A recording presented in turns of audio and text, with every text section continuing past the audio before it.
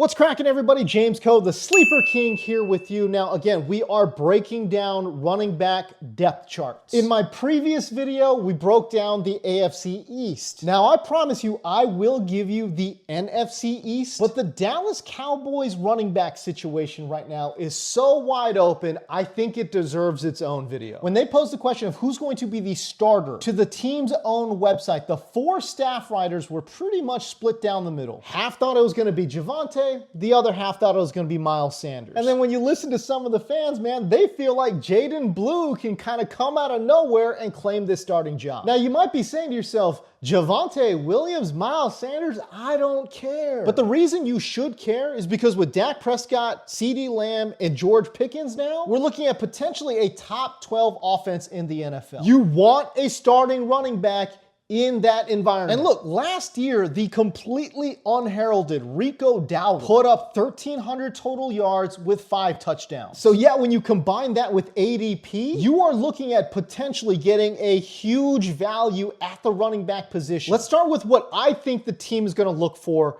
in a running back. First and foremost, I think a running back that is going to be successful in Dallas has to do well in zone. The Cowboys had the 7th highest zone run rate in the NFL last year, where Brian Schottenheimer was the OC, now he's the head coach. Now, if you think maybe, okay, that was a Mike McCarthy system, maybe it's a different system now that Brian Schottenheimer's the head coach. Well, when I looked into it even further, when Schottenheimer was the OC for Pete Carroll in Seattle, I also found that the Seahawks ran zone at a relatively high rate. And by the way, I really like that the new OC, Clayton Adams, is a former offensive lineman himself and a former offensive line coach. There's going to be extra attention paid to that offensive line, meaning there is increased upside when we're talking about efficiency. All right, let's start with Javonte. After an incredibly promising start to his career, obviously injuries have decimated this guy in terms of explosiveness. His 3.7 yards per carry last year in Denver was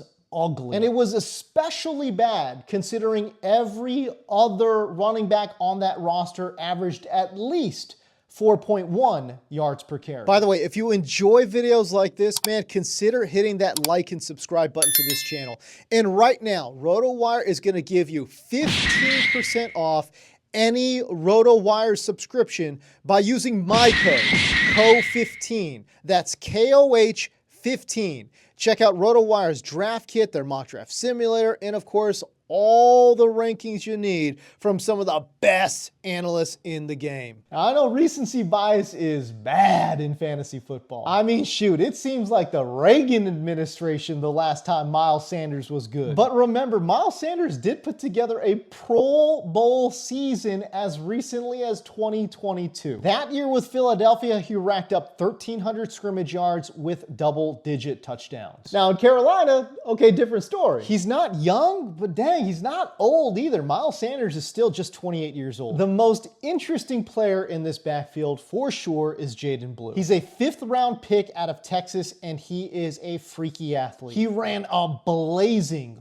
4.38 40 at the combine. Now that being said, he's also 5'9" and 196 pounds. So yeah, less than ideal size. But again, you don't have to pop on the tape for more than 5 plays. You see freaky lateral movement, and obviously that speed is for real. From a straight up movement perspective, he reminds me a lot of Chris Johnson. That's how explosive Jaydon Blue is if you give him any kind of space. But the reason he's not CJ2K, and I don't think Blue is anywhere close to that stratosphere, it's because of upper body power. Shedding tacklers was absolutely not a strong suit for Blue at Texas. But I will say this though, Jaydon Blue potentially could be an explosive player in fantasy, especially in PPR. This guy is an absolutely dangerous weapon out of the backfield. He can run real routes. We saw him run a slick stutter and go against Ohio State for a touchdown. I think that's just one of the many examples of route running